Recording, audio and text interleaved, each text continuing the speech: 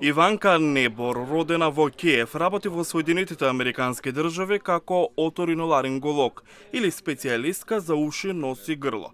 Откако Русија ја нападна Украина, таа организираше медицински мисии на САД во украинските болници наречени лице в лице, каде лекарите вршат сложени реконструкции на лицето и вратот.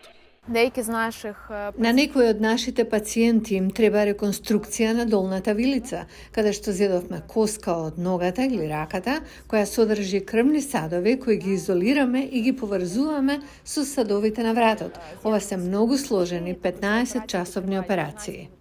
Небор им помага на поискусните американски колеги за време на операциите и организира видеоконференции за украинските медицински професионалци.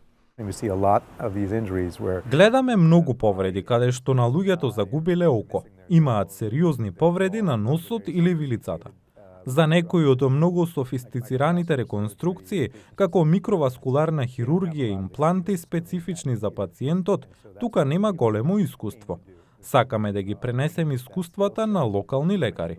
Заедно сме со пластични хирурзи на лице, хирурзи за глава и врат и сите се здружуваме, за да ја обезбедиме таа експертиза. Маној Абрахам, пластичен хирург од Њујорк, е дел од 18-тиот член тим од лекари, медицински сестри и технички асистенти. Организаторите велат дека мисијата оперирала повеќе од 30 украински војници со тешки повреди на лицето. Вјачеслав Кондрашов, кој го загуби левото око за време на војната, со месеци ја чекаше оваа операција.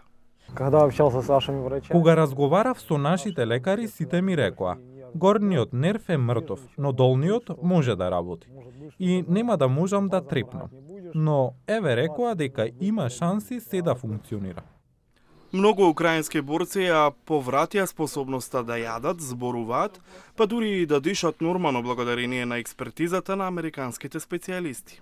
Мене поранило? Кога бев повреден, го изгубив носот. Ќе ми го реконструираат носот за да изгледа како што беше пред повредата. Ќе направат се што можат. Веќе имав 8 операции. Микрохирургија, коли потребно. Микрохирургија, кога треба да користите специјален метод за изолирање на коската, да ги изолирате крвните садови, а потоа да поминете 2-3 часа, поврзувајќи го секој сад, артерија и вена под микроскоп. Тоа е веројатно нешто што украинските лекари треба да го научат од нивните поискусни колеги од САД. Лузните на лицата на украинските војници се цената што ја плаќаат, надевајќи се дека нивната земја наскоро ќе биде слободна. А лекарите, украинците и американците заедно прават се што можат за пациентите да не чувствуваат потреба да ги кријат своите лица.